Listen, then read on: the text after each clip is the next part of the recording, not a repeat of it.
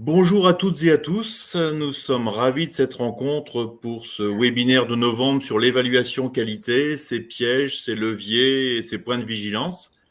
Ravis de vous retrouver nombreux et d'accueillir Baptiste Thomasin du cabinet TLC et Gérald Gimeno d'Active Formation. Pour commencer, une petite présentation des deux organismes à l'origine de ce séminaire. Active Formation, bien sûr, acteur, organisme de formation historique du secteur social et médico-social depuis 50 ans, avec une offre de 400 modules de formation. Et le cabinet TLC, présent depuis 20 ans, organisme en qualité, organisation, prévention des risques, bonnes pratiques, organisme de formation et de conseil certifié ISO 9001, certifié ISO 17020, ce qui nous permet de réaliser plus de 300 évaluations qualité, nouvelles formules depuis 2023. Maintenant, je vais laisser nos intervenants, Gérald et Baptiste, se présenter pour nous dire rapidement qui ils sont et ce qu'ils font dans le secteur et auprès du secteur.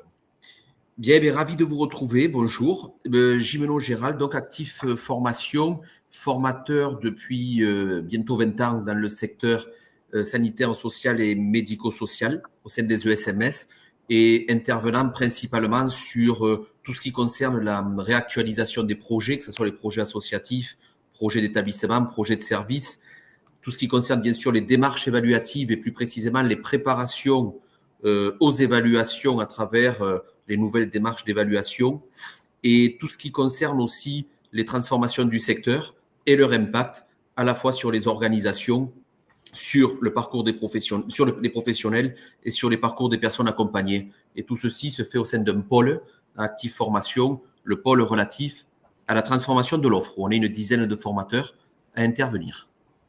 Merci. À toi, Baptiste. Bonjour à toutes et tous, Baptiste Thomasin, ravi de partager ce webinaire avec vous également.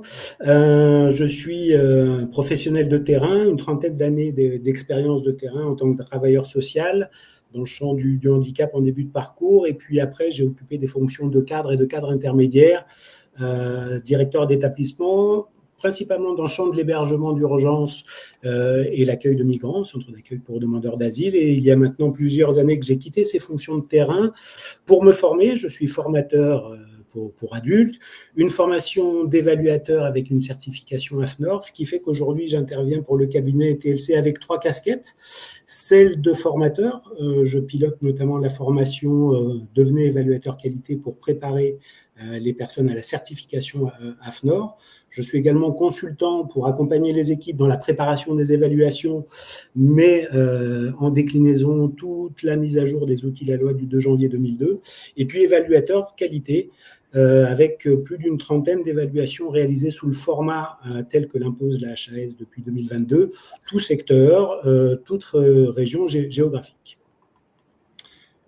Alors, donc on a un créneau d'1 heure qu'on va tenir. Donc n'hésitez pas à participer sur le chat, poser des questions, des remarques, faites ça au fil de l'eau et je me ferai le relais de ces questions auprès de Baptiste et de Gérald. Voilà, et on a prévu plusieurs temps d'échange durant le webinaire pour pouvoir poser ces questions. On est aujourd'hui 250 inscrits, déjà plus de 150 présents, donc nous on est très contents de vous avoir là. Et on en connaît quelques-uns, hein, mais on ne vous voit pas, mais on vous connaît. Alors, le webinaire, plusieurs temps. Juste rapidement, le cadre réglementaire, reposer les principaux éléments de ce cadre-là, qui est un cadre en mouvement, encore aujourd'hui. Des éléments sur la préparation de l'évaluation, voilà, je vais y venir. Ensuite, un temps d'échange. Et puis ensuite, dans un deuxième temps, les points sensibles, des pièges, ce qui se passe actuellement sur la cotation, ce qui se passe sur les critères impératifs, les éléments de preuve, et re-échange, questions, et puis voilà. Donc, premier temps, le cadre réglementaire, c'est quoi les éléments forts de ce cadre, Baptiste ? Donc, les éléments réglementaires, il est important de replacer cette évaluation qualité dans l'évolution du secteur médico-social qui se structure depuis pas mal d'années maintenant.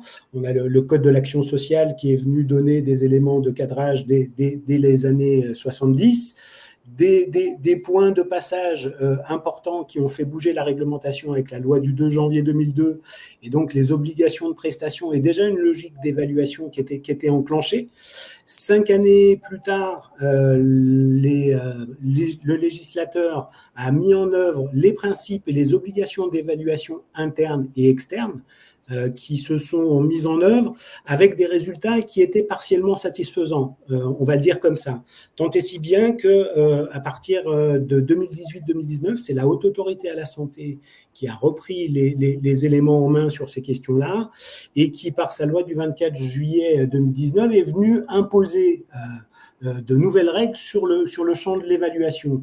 Donc, plus d'évaluation externe, plus d'évaluation interne, des évaluations qualité, avec une périodicité qui est tous les 5 ans, les autorités de contrôle et de tarification qui déterminent la programmation des obligations d'évaluation.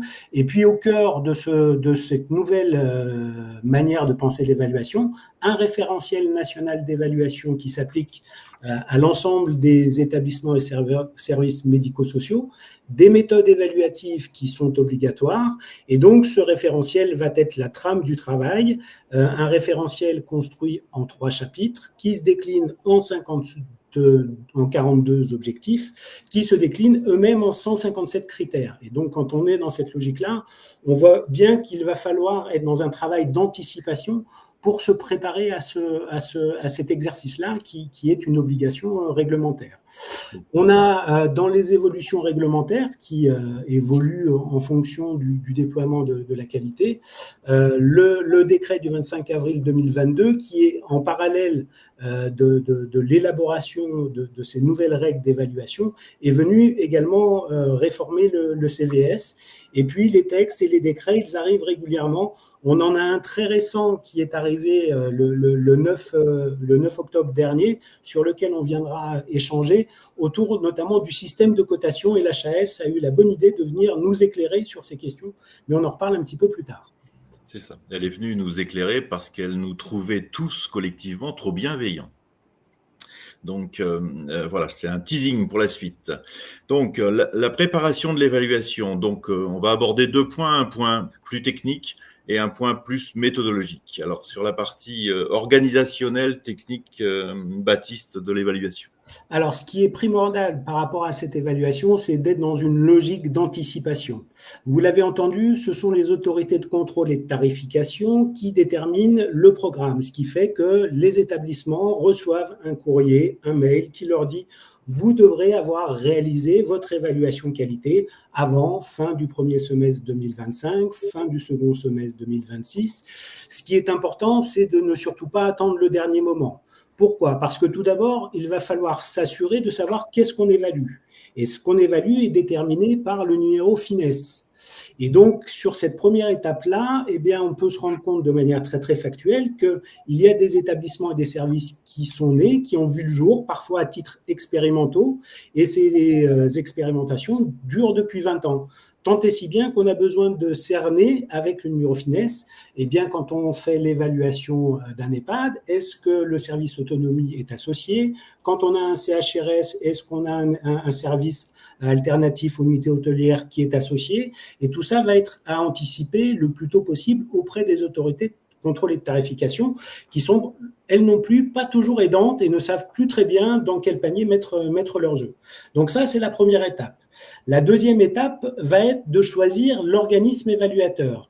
Dans la logique de la Haute Autorité à la Santé, ce qui a changé, c'est que les organismes doivent obtenir une accréditation délivrée par le COFRAC qui se fait en plusieurs temps.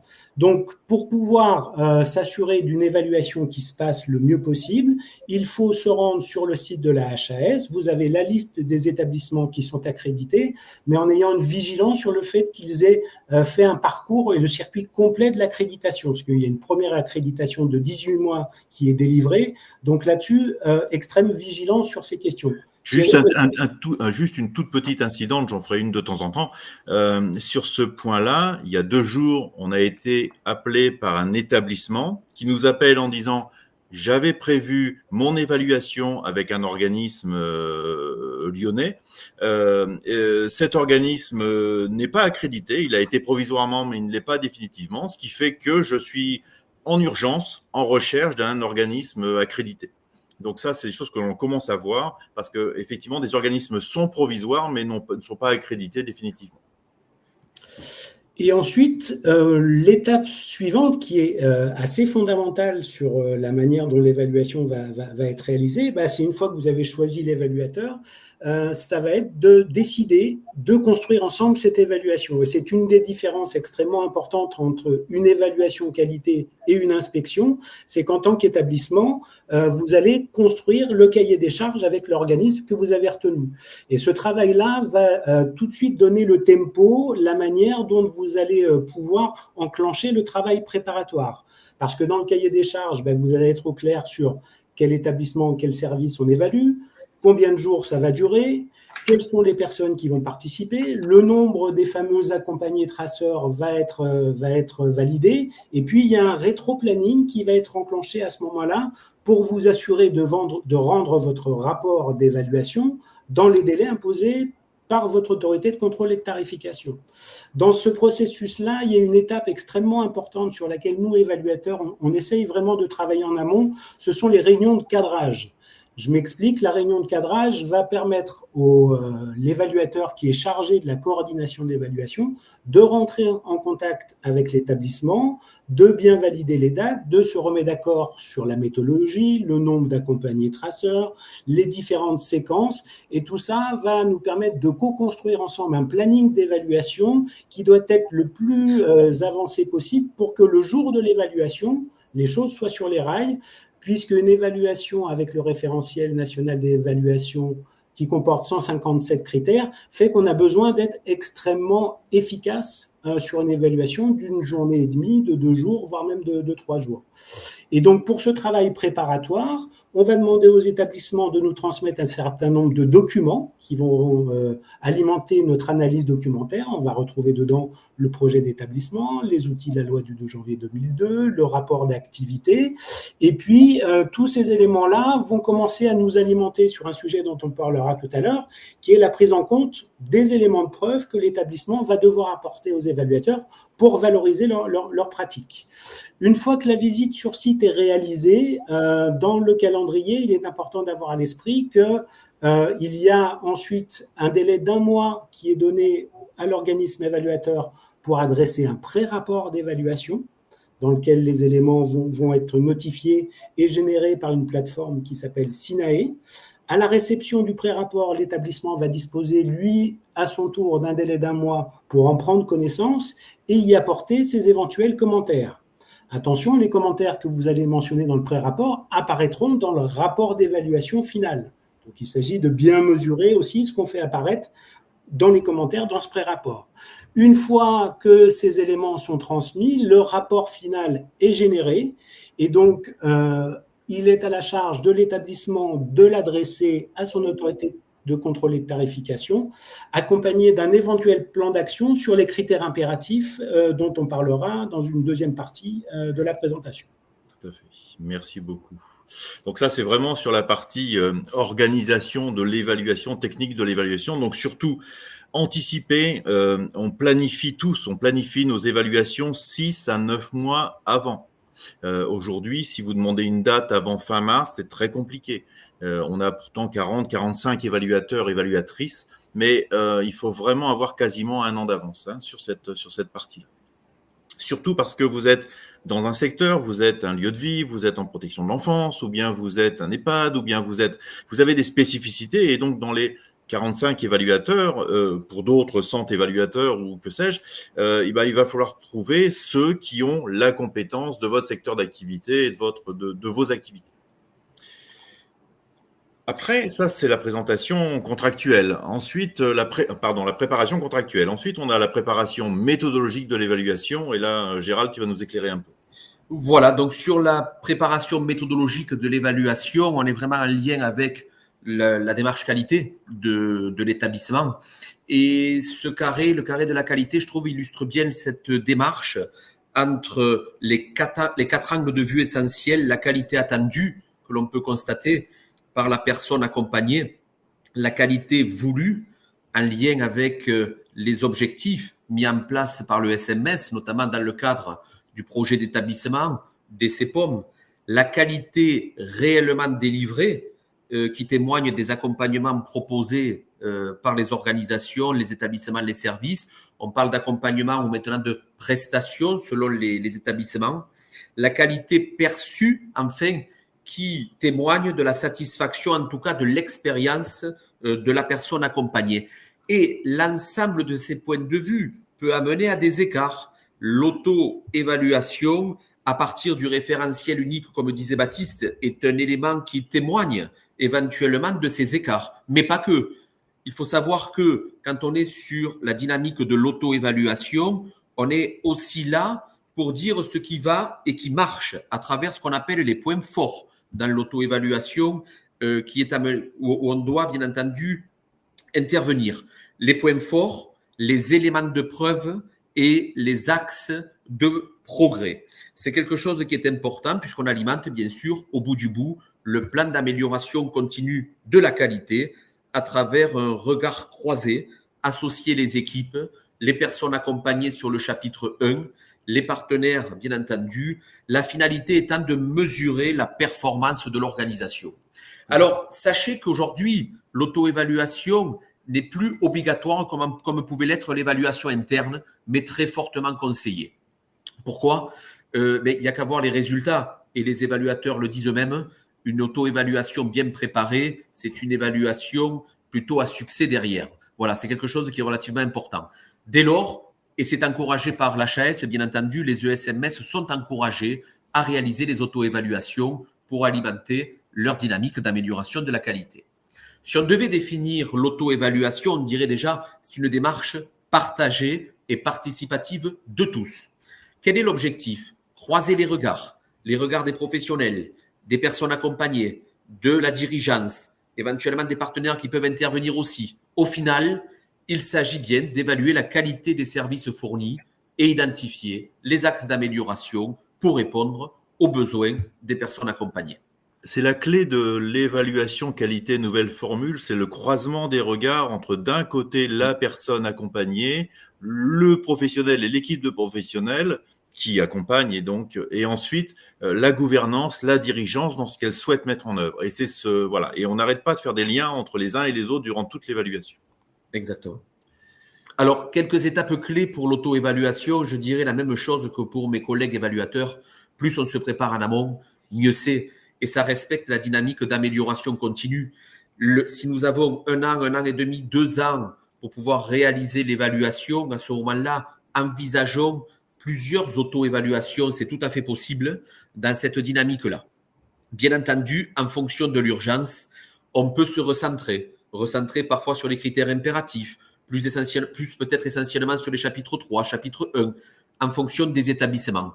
Ce qu'on fait avec les collègues, nous, pour préparer l'auto-évaluation, et on en a fait à peu près plus de 100 à 200 auto-évaluations à ce jour, on fait intervenir dans le cadre de l'auto-évaluation et dans sa préparation les personnes accompagnées automatiquement dans le cadre du chapitre 1 et on les fait intervenir avec les personnes accompagnées, je veux dire, et les professionnels, généralement quand c'est possible autour d'une table et on pose les questions en lien, bien entendu, avec le référentiel. Et je peux vous dire que ça crée une véritable dynamique avec des supports aussi adaptés en fonction et avec les représentants légaux en fonction des cas. Les équipes, bien entendu, se doivent d'être sensibilisées. Il est important d'expliquer la démarche au préalable, comment ça va se dérouler, le temps imparti pour préparer l'auto-évaluation. On conseille, nous, d'utiliser, comme pour les évaluateurs, la plateforme Sinae. Avec le référentiel, vous rentrez les numéros, Finesse, le numéro ciré, et vous avez généralement votre établissement qui apparaît et les chapitres qui se déroulent avec, bien entendu, les critères à remplir, les critères qui sont personnalisés à votre structure. Concernant la démarche, moi, je considère que c'est une véritable, pour l'avoir vécu avec les professionnels, dynamique.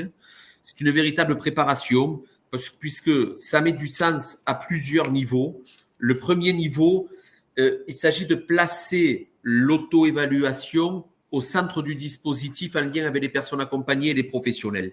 Et quand on travaille de manière régulière, au fur et à mesure, cela permet de à la fois développer une véritable culture pour l'organisation, de développer les compétences pour les professionnels et de travailler en lien avec les CEPOM, les projets d'établissement. C'est très important. Lorsqu'on a un CEPOM qui précède et un projet d'établissement qui précède la démarche évaluative, sachez qu'il y a des thématiques connexes entre les projets d'établissement, plus de 8-9 thématiques connexes entre le projet d'établissement et les chapitres, les têtes de chapitre et les objectifs de la démarche évaluative.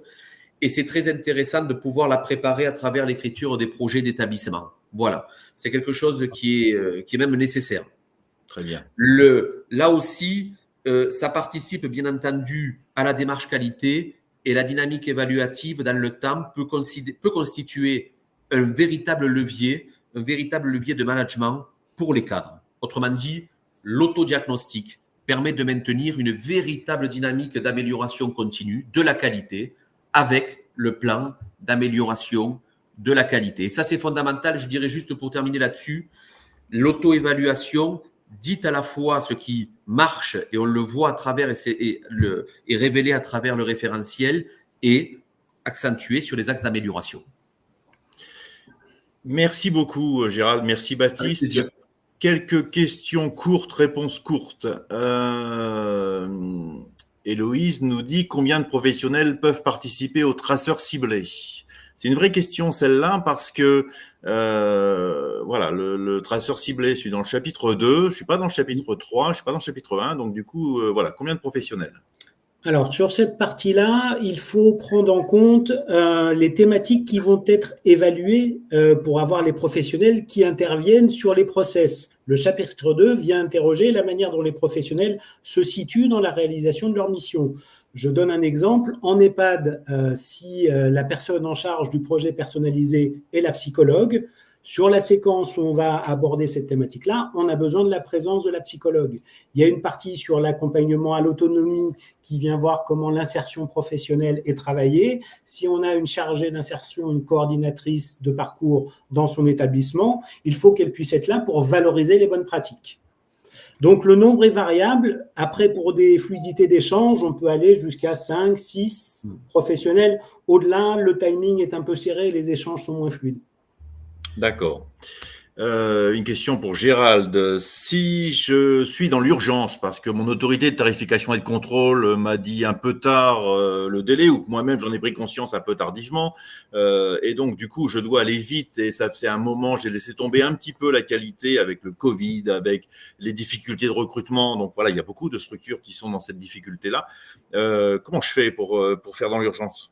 Dans l'urgence, on a tendance à privilégier et à prioriser les critères impératifs. Les 18 critères impératifs, dans le sens où, derrière, ils peuvent faire l'objet d'un plan d'action prioritaire. On travaillera essentiellement sur ces critères impératifs et on le verra par la suite pour essayer d'obtenir la note maximale, 4 sur 4, et éviter de partir sur un plan d'action à prioriser. Voilà, et en fonction de l'urgence, si l'urgence est acquise, derrière, on essaiera d'aller sur les autres chapitres. Troisième question, un plan d'évaluation. Donc, on me propose un planning de l'évaluation. Et moi, établissement, qu'est-ce que je peux discuter là-dedans ? Qu'est-ce que je peux… Enfin, voilà, je dois le prendre pour argent comptant ou il y a des choses que je peux commencer à discuter ? Non, c'est toute la différence avec l'inspection. C'est qu'on est dans un travail de co-construction pour rendre cette évaluation la plus utile à tout le monde. Ça veut dire qu'il y a une obligation de traiter l'ensemble des critères qui vont être générés par SINAE. On n'a pas le choix, c'est le cadre réglementaire. On doit appliquer les méthodes évaluatives, mais après, s'il y a possibilité d'ajuster le nombre de professionnels, le type de professionnel, agrémenter l'évaluation par un temps d'observation de mise en situation qui viendrait illustrer les pratiques des professionnels. S'il y a besoin de prendre un petit peu de temps pour aller visiter un lieu d'hébergement parce qu'on est sur du logement diffus, tout le travail préparatoire va consister à la construction de ce planning qui permette aussi d'avoir une vision la plus large possible du fonctionnement de l'établissement. Donc, en tant que responsable d'évaluation, je suis attentif à ces éléments-là et on va pouvoir échanger et construire ce planning en fonction de la disponibilité des personnes accompagnées également. Parfait. Encore une ou deux questions peut-être. Est-ce qu'il existe un support pour conduire une auto-évaluation sans l'appui d'un cabinet extérieur? Donc, d'abord, une toute petite remarque. L'auto-évaluation peut être réalisée sur Sinae, mais comme elle peut être réalisée aussi sur Qualité Val Calineo, AGVAL ou tout autre outil du secteur, ou elle peut être réalisée sur un tableau Excel. Alors, effectivement, oui, il y a deux supports clés, le référentiel d'évaluation en lui-même HAS et le manuel qualité qui est là pour expliciter chacun des 157 critères avec des éléments de preuve à l'appui, même les recommandations de bonnes pratiques professionnelles en lien avec le critère qui pourront être utilisés. Et c'est quasiment des fiches dans lesquelles, en plus, on précise sur chacune des fiches liées aux critères si l'établissement il est concerné ou pas, selon qu'on soit en hébergement, selon qu'on n'y soit pas, selon le secteur d'intervention. Il y a les spécificités sur chacune des fiches. Les fiches sont bien faites. Bien entendu, les auto-évaluations peuvent être réalisées par les établissements eux-mêmes et même cultiver plusieurs auto-évaluations avant l'arrivée de l'évaluation. Voilà. Donc, il y a des avantages, des inconvénients, mais on peut prendre d'autres outils, d'autres méthodes. Ça dépend aussi de votre organisation interne. Enfin, voilà, il y a plusieurs questions sur ce sujet. En tout cas, l'important, c'est de le préparer. L'important, c'est de le préparer. Une question de Marie-Christine sur les services d'aide à domicile qui entrent depuis peu dans le champ de l'évaluation. On va tous être sous l'eau par les services à domicile, clairement. Quels ajustements sont nécessaires pour être en cohérence avec le référentiel? Je vais me permettre un début de réponse. Oui. On a effectivement des établissements ou des services. On voit bien que le référentiel, au départ, il a été construit avec la vision de l'EHPAD, avec l'affaire Orpea, avec tout ça. Pour autant, tout le monde reconnaît qu'il s'adapte assez bien à tous les secteurs. Et les 157 critères sont plutôt bien faits. Quand on est sur un lieu de vie, par exemple, j'en ai fait plusieurs, il faut adapter les critères. Mais les 157 critères s'appliquent. Dès lors que le critère fait partie dans les critères impératifs, des fois il y en a 17, des fois il y en a 18. S'il y en a 18, il faut les traiter.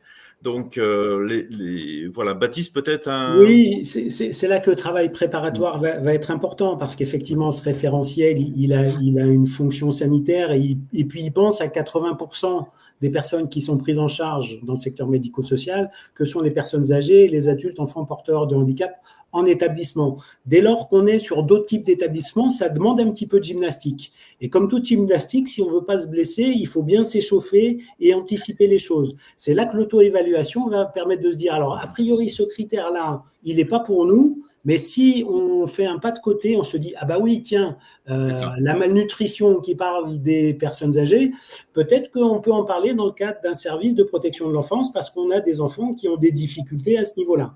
Et ça demande de la préparation.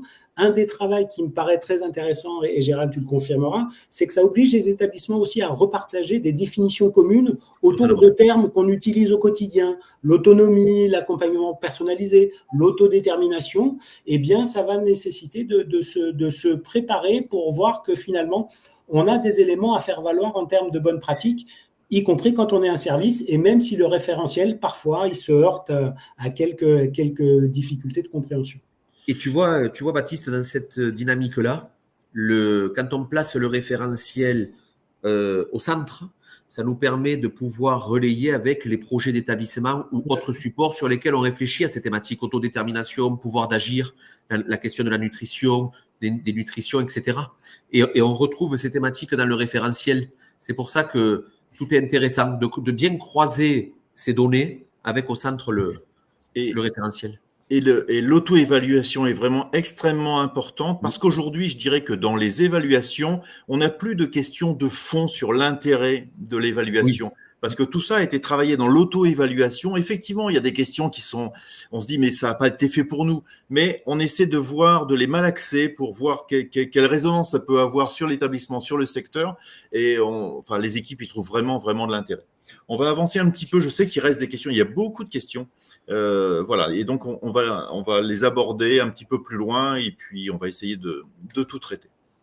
Alors, quelques points sensibles, puisque c'était notre promesse, comme on dit, notre engagement de travailler sur quelques points sensibles après 1 an et demi comme ça d'évaluation qualité. Premier point, alors c'est écrit petit, le support, vous en disposerez du support, hein, et ça c'est juste une copie écran du document Haute Autorité de Santé qui est sorti le 9 octobre, donc il est encore chaud, il sort du four. Baptiste. Alors, pourquoi cette illustration? Parce que l'idée de l'évaluation de qualité est de venir apprécier comment l'établissement s'inscrit dans une démarche d'amélioration continue de la qualité. Sauf que l'HAS dit, avec ce référentiel, il y a le Code de l'action sociale et des familles, il y a la loi du 2 janvier 2002, on a besoin maintenant de s'assurer comment tout ça fonctionne. Et donc, pour ce faire, elle a mis en place un système de cotation.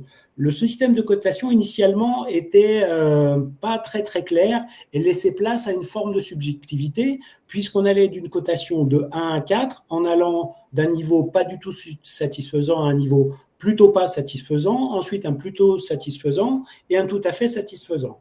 L'HAS a entendu les remarques du secteur et notamment des évaluateurs, et par cette fiche du 9 octobre 2024, est venir redire à quel point il était important pour appuyer les bonnes pratiques des établissements qu'ils soient en capacité d'apporter de ce qu'elle appelle alors des éléments de preuve qui font un peu inspection, mais pour autant les éléments de preuve c'est tout ce qui va permettre de valoriser les bonnes pratiques.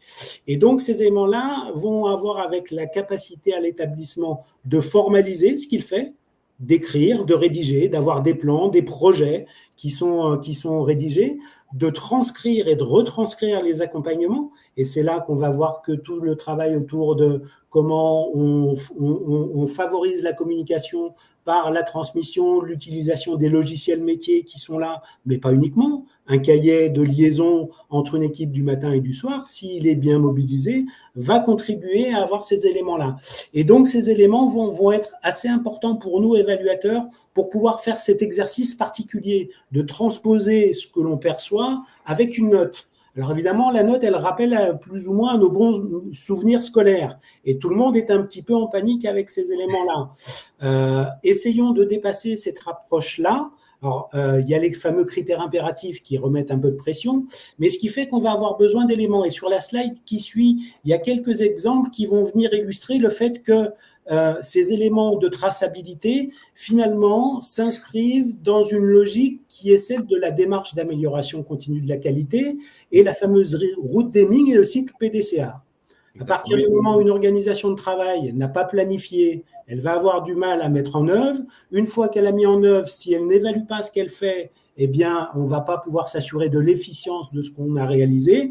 Et c'est à partir de là qu'on va pouvoir alimenter la démarche d'amélioration continue et les plans d'action. Et donc, dans le système de cotation, on a une logique de ce type-là qui fait que, bah oui, le niveau 4 attendu nécessite à ce que les éléments soient formalisés, qu'ils soient tracés et qu'ils soient réévalués quasiment systématiquement pour s'assurer de l'efficience du fonctionnement.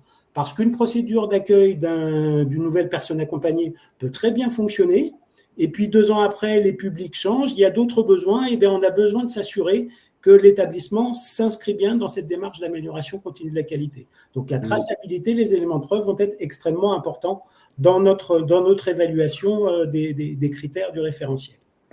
La HAS donc, a réuni les référents SMS, donc les responsables de chaque organisme accrédité, et nous a mis un coup de semonce au mois de mai-juin à travers plusieurs réunions en disant que les organismes étaient beaucoup trop bienveillants, un peu à l'image des anciennes évaluations externes.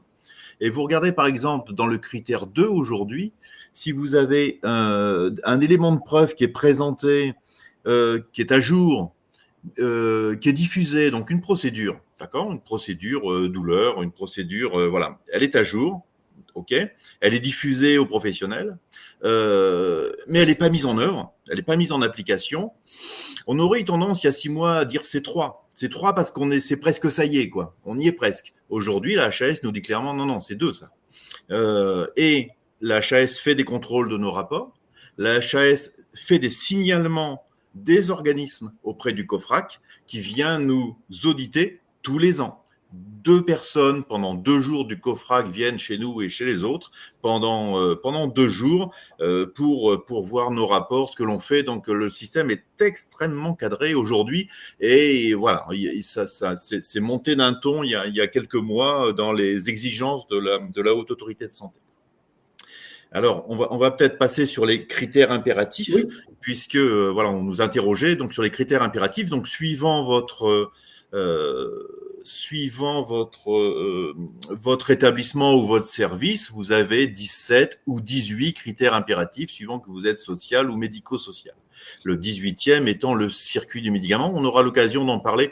On pourrait y passer 2 heures, mais on aura l'occasion de l'aborder un tout petit peu tout à l'heure, parce qu'en plus, la Haute Autorité de Santé n'est pas parfaitement en ligne sur ce critère-là. Donc, les critères impératifs du référentiel. Alors, il faut, pour les trouver, on va directement dans le manuel. Et c'est là qu'ils apparaissent. Et on sait si on est concerné ou pas. Donc, le manuel sur le site de l'HAS, parce que c'est une des questions où est-ce qu'on trouve les critères impératifs.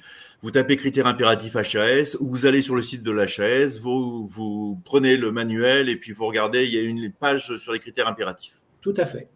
L'HAS, quand elle a édité ce référentiel et quand elle a parlé des critères impératifs, elle avait écrit en rouge, c'est ce qu'on ne veut plus voir, ou à minima, on attend de la part des établissements qu'ils aient travaillé à ces questions. Pourquoi ? Les premiers critères impératifs apparaissent dans le chapitre 2 et viennent interroger la question de l'exercice des droits fondamentaux des personnes accompagnées. Que rappelle la HAS ? La HAS rappelle qu'il y a le Code de l'action sociale des familles depuis plus de 50 ans maintenant et qu'il est important de s'assurer que les personnes ont une liberté d'aller et venir, qu'on respecte leur dignité et leur intégrité, la vie privée et l'intimité, la liberté d'opinion et des croyances, et puis des sujets un peu plus 2024 autour du droit à l'image. Sur ces questions-là, il est attendu de la part des établissements qu'ils aient des pratiques qui soient respectueuses des droits et qu'il y ait parfois, besoin d'encadrer un de ces droits fondamentaux. Je pense notamment à la liberté d'aller et venir. Eh bien, on vient s'assurer que cet encadrement n'est ni abusif ni arbitraire. Pour exemple, les pratiques de contention. On a une pratique de contention, eh bien, on vient s'assurer qu'il s'agit bien d'un acte médical, que c'est la dernière des options, qu'on réévalue les besoins. Et donc, ces critères impératifs du chapitre 2 viennent dans cette logique-là. On a ensuite des critères impératifs qui viennent voir comment l'établissement, lui, favorise l'exercice des droits. Qu'est-ce qu'il met en place en ce sens-là ? Là, on attend de la part des établissements qu'ils fassent vivre les fameux outils de la loi du 2 janvier 2002, puisque par définition, là, ils sont là pour favoriser les droits. Mais exemple, vous avez un livret d'accueil, et le livret d'accueil, il est attendu qu'il soit réévalué, mis à jour, en associant à minima les professionnels, et puis peut-être les premiers concernés, que sont les personnes accompagnées, les usagers, pour, là encore, venir interroger l'efficience, l'efficacité de l'outil en tant que tel. On a un critère pas simple à appréhender qui est celui de la sécurisation et la confidentialité des protections et des informations des personnes accompagnées. On est sur toute la réglementation RGPD. C'est quelque chose qui demande et du temps et des moyens. Donc, on va venir apprécier entre la gestion d'un dossier à l'ancienne papier dans un lieu de vie et d'accueil où il y a un salarié, jusqu'aux structures très développées où on a un DPO, on a des procédures, mais pour autant, on va venir apprécier cet élément-là. Juste pour permettre à Baptiste de respirer, ces critères impératifs, ils changeront dans le temps. La HAS nous a dit très clairement que aujourd'hui c'était cela. Dans 5-7 ans, ils feront évoluer ces critères impératifs parce qu'effectivement, ceux-là seront en partie mis en œuvre et notamment dans les nouveaux, on verra beaucoup apparaître de choses sur la numérisation, le partage des données, le secret des données, la confidentialité et ça va prendre encore plus d'importance. Vas-y, tu as respiré. Merci pour la respiration. Sur le chapitre 3, deux formes de critères impératifs. Un sur la sécurisation du circuit du médicament, qui est un sujet très, très technique, qui fera l'objet d'échanges tout à l'heure. Je ne m'y arrête pas pour l'instant, mais on vient apprécier chaque étape du circuit du médicament, de la première intervention du médecin qui fait l'ordonnance jusqu'à la préparation par qui, comment. Et donc, on est sur un élément assez technique. Et puis, les autres critères impératifs vont apparaître, eux, dans la démarche qualité et la gestion des risques. Et donc, l'HAS, là, nomme clairement les choses et attend de la part des établissements qu'ils soient aussi dans une logique de prévention du risque. C'est pour cette raison qu'ils font d'un critère impératif l'obligation d'avoir un plan de prévention des risques de maltraitance. Ce plan doit partir du terrain par la réalisation d'une cartographie avec les professionnels pour pouvoir s'assurer ensuite de traiter les faits de maltraitance. Précision, l'évolution réglementaire fait que un décret de février 2024 est venu imposer dans les nouveaux projets d'établissement que la démarche de prévention de la maltraitance soit bien formalisée. On a ensuite d'autres critères impératifs autour de l'organisation, le recueil et le traitement des plaintes et des réclamations. Comment on recueille, comment on traite, comment on communique ces éléments-là et surtout, on n'oublie pas de faire une analyse de l'ensemble des plaintes et des réclamations. Et c'est à cet endroit-là que le CVS, quand il est là, va être associé à la démarche. On va venir demander est-ce que le CVS a été informé de l'analyse des plaintes et des réclamations. C'est un des points importants actuellement. C'est ça. Et puis le plan de gestion de crise et de continuité de l'activité qui pose beaucoup de questions aussi. Et enfin voilà, on voit beaucoup de plans à structurer pour répondre à ces critères impératifs.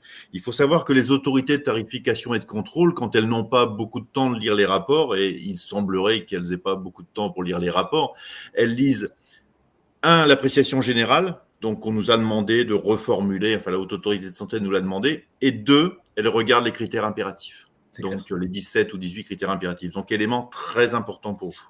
Et juste en précision pour conclure, ces critères impératifs, la cotation minimale attendue, c'est la cotation maximale, c'est 4. Et si au moment de l'évaluation, l'établissement n'a pas 4 sur un de ces critères impératifs, il devra élaborer un plan d'action correctif immédiat à transmettre avec le rapport final. Et donc, c'est l'autorité de contrôle et de tarification qui aura le suivi de ce plan d'action. Donc, évidemment, ça met un peu de pression, un peu d'enjeu, et ça renvoie parfois à la nécessité de prioriser ces questions quand on n'a pas beaucoup de temps. Tout de suite, une petite question à l'un ou à l'autre. Le droit à l'image, quand est-ce que je l'actualise? Comment je fais? Parce que je l'ai fait une fois, mais quand est-ce que je le fais? Quand je fais une photo? Alors, il y a le minimum syndical qui est d'avoir une autorisation de droit à l'image. L'autorisation, elle doit être par contre assez précise et doit différencier les types de diffusion. Parce qu'il peut y avoir une diffusion en interne pour l'affichage, pour la newsletter de l'EHPAD ou de l'IME. Et puis, il y a la communication en externe. Voilà, les réseaux sociaux sont maintenant beaucoup utilisés. Donc, chaque type de diffusion doit être différencié.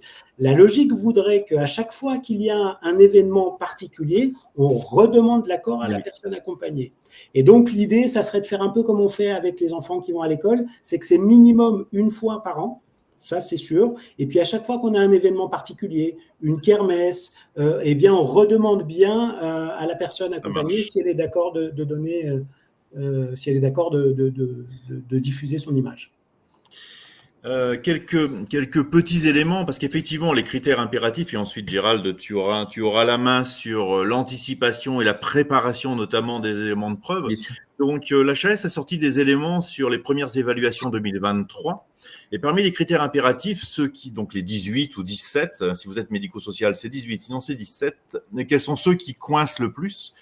Donc, une évaluation sur 3 n'a pas une cotation à 4, donc à l'obligation d'un plan d'action. Un établissement sur 3 a l'obligation d'un plan d'action sur le recueil, le traitement des plaintes, l'analyse des événements indésirables en équipe, parce que c'est bien de les signaler, mais ensuite il faut une analyse, la communication sur le traitement des événements indésirables, l'analyse des plaintes et réclamations. Donc, on voit qu'on est vraiment dans cette boucle de gestion des risques et de qualité, la prévention de la maltraitance et la communication du plan de gestion de crise.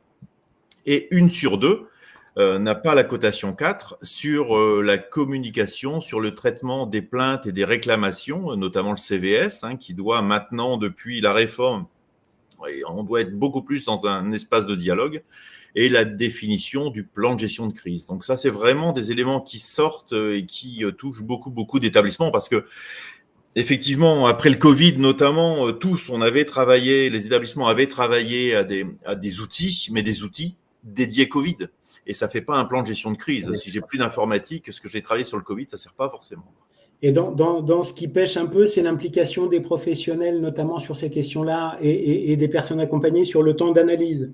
C'est-à-dire que l'HAS insiste beaucoup dans cette articulation entre les trois niveaux, qu'il y ait bien l'association des professionnels et des personnes accompagnées le plus possible à l'ensemble de ces critères impératifs. Voilà. Alors, l'anticipation des éléments de preuve. Aujourd'hui, depuis quelques mois, on voit, on peut être embolisé lors de l'évaluation par cette question des éléments de preuve et la préparation, elle est essentielle. Gérald. La préparation, elle est essentielle et surtout, comme le disait Baptiste, il faut démontrer à l'évaluateur la maîtrise de vos processus. Si en plus vous avez fait au préalable, dans le cadre de la démarche qualité, une cartographie des processus sur lesquels se déclinent protocoles et procédures, ce n'est que mieux.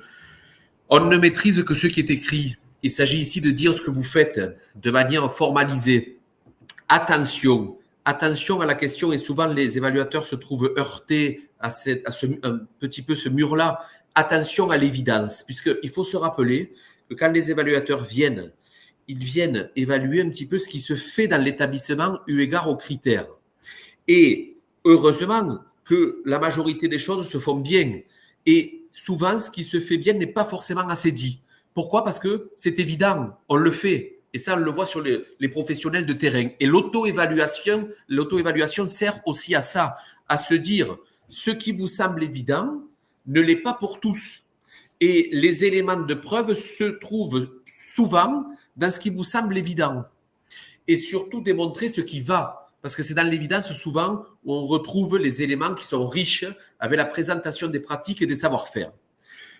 Mais si on va plus loin et si on cherche une définition concrète des éléments de preuve, c'est des informations, des documents qui permettent de vérifier et de justifier quoi ? Les pratiques et les actions mises en place par un établissement ou un service du social ou du médico-social. Quelque chose qui est fondamental, l'élément de preuve doit être, si possible, écrit. Deuxièmement, connu. Troisièmement, diffusé. Donc, mis en œuvre au sein de l'organisation pour obtenir les points maximaux, c'est-à-dire le 4 sur 4. Dans la préparation, voici quelques éléments de preuve dont on peut acter. Les entretiens sont des éléments de preuve avec la personne accompagnée, avec les professionnels. Les observations des pratiques des professionnels, l'observation des conditions d'accueil, des conditions d'accompagnement dans le quotidien, les documents, tout type de documents, notamment les documents administratifs, livrets d'accueil, règlement de fonctionnement, le projet d'établissement, le contrat de séjour, tous les comptes rendus de réunion peuvent faire l'objet d'éléments de preuve à l'intérieur qui seraient intéressants de montrer à l'évaluateur. Tout à fait. Les procédures, protocoles, procédures d'admission, les procédures d'accueil, la partie gestion des risques, les plans d'action, la traçabilité dans les dossiers, que l'on soit des dossiers sur les personnes accompagnées et autres types de dossiers. Autrement dit, l'ensemble des éléments de preuve permet de vérifier quoi ? La conformité aux critères du référentiel et de démontrer l'atteinte des objectifs qualité. Et ce qui est intéressant, c'est de pouvoir conjuguer vos éléments de preuve spécifiques aux éléments de preuve qui sont déjà proposés dans le cadre du manuel qualité. Et ça, c'est très intéressant. N'oubliez pas, les écrits font office d'éléments de preuve, tels que même les mails professionnels, les retours sur mails professionnels de rencontres, de réunions à l'extérieur de l'établissement, sur des plateformes, sur le territoire, sont des éléments de preuve qui participent à la démonstration. Souvent dans les évaluations, on va rechercher des mails, vous allez rechercher des mails parce qu'il y a des partenariats et ah oui, on en a une trace parce que le partenariat il vit bien, mais on n'a pas forcément tracé grand-chose, mais il faut retrouver un mail. Donc là, c'est un travail préalable à faire parce qu'on n'a pas le temps de chercher longtemps l'élément de preuve. Dans la préparation de l'auto-évaluation, prioriser les critères impératifs, c'est ce qu'on avait dit, et faire avec les équipes.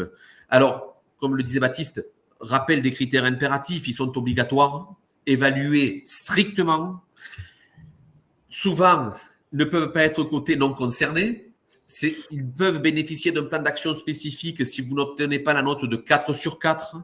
Et à partir du moment où on est sur 1, 2 ou 3, feront l'objet d'un suivi rigoureux. Les autorités compétentes peuvent mener des investigations complémentaires pour voir un petit peu le pourquoi de l'analyse. Globalement, voilà ce qu'il en est. Merci. On a très récemment, parce qu'en fait, vous gérez les critères impératifs que l'HAS fait descendre au travers des grilles. Donc, vous avez 18 critères impératifs selon votre SSMS. C'est le finesse géographique de votre SSMS qui compte pour une évaluation par critère géographique et par finesse géographique.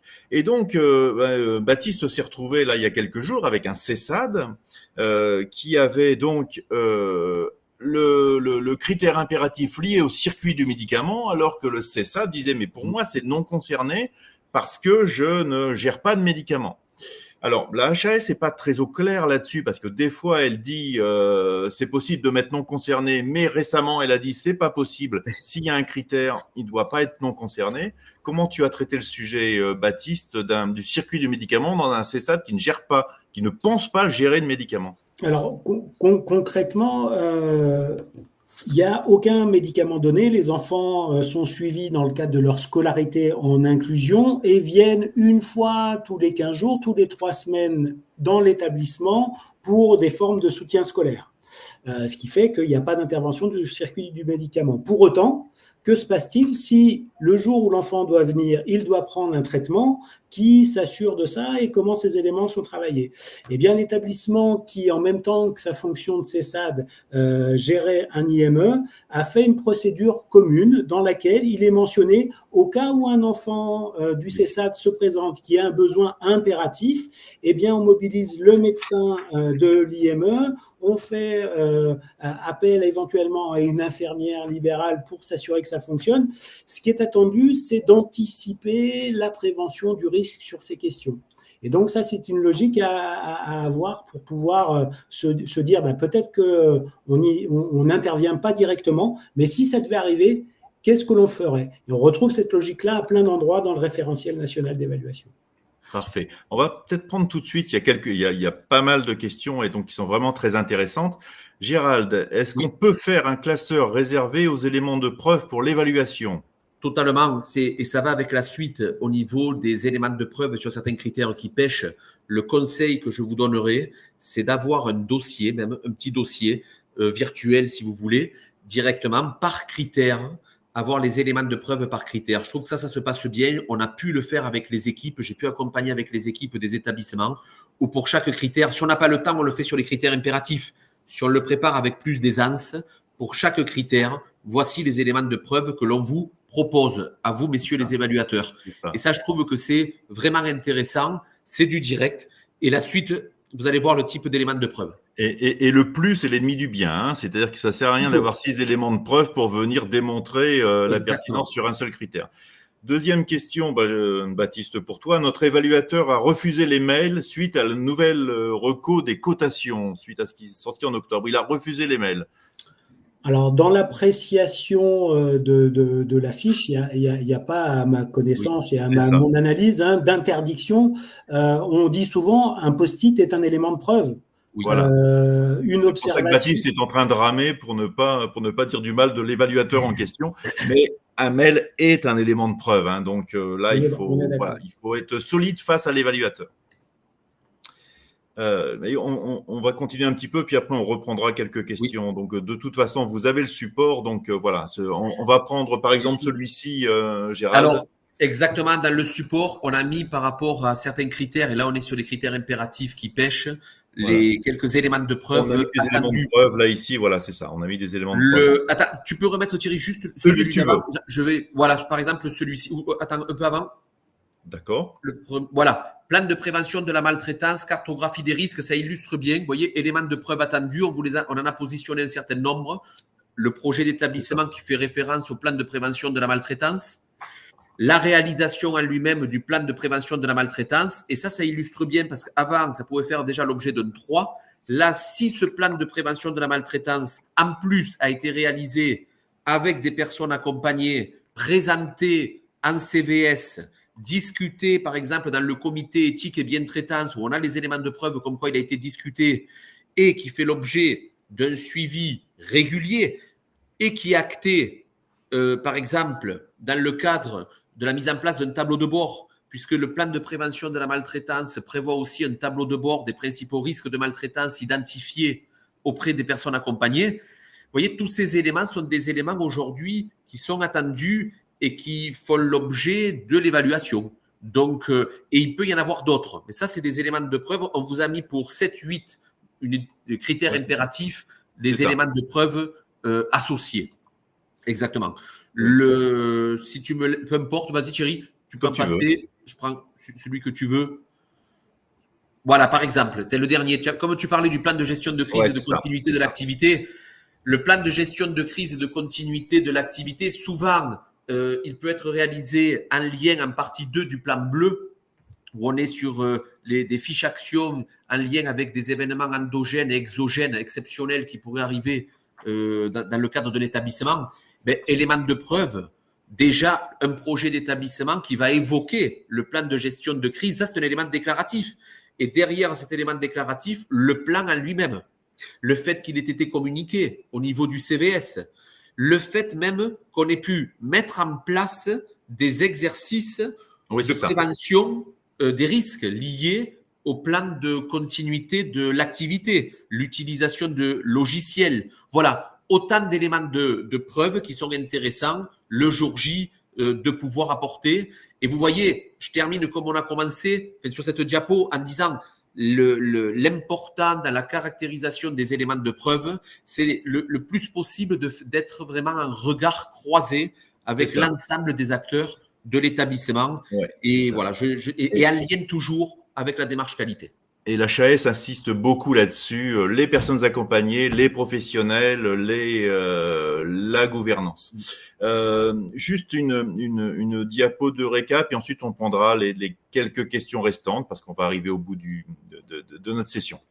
Donc, vraiment anticiper, 9 mois de préparation minimum. Il faut vraiment anticiper pour remobiliser les équipes qui trouvent de l'intérêt dans le référentiel, donc quel que soit. Et puis, il faut adapter le référentiel à la nature précise de votre établissement, là où il se trouve. Contractualisez tôt et ne subissez pas. Donc, trouvez un cabinet accrédité. On en connaît des biens. Temps de cadrage bien avant la mission. Et intervenez, soyez pas passif, intervenez dans le choix de l'équipe. Il vous faut au moins un des 2 évaluateurs qui connaissent bien votre secteur d'activité.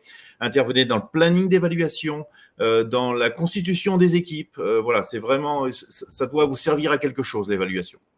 Lancez une auto-évaluation au plus tôt pour avoir cette boucle permanente, ce plan d'action permanent dont parle Gérald. Associer les équipes. Effectivement, il y a une question en disant c'est difficile que la qualité s'empare de ça, mais c'est difficile aussi des équipes. Donc, plus vous avez de pieds et plus vous avez des équipes que vous pouvez engager dans la démarche, et mieux c'est. Et on a des très, très beaux exemples qui existent.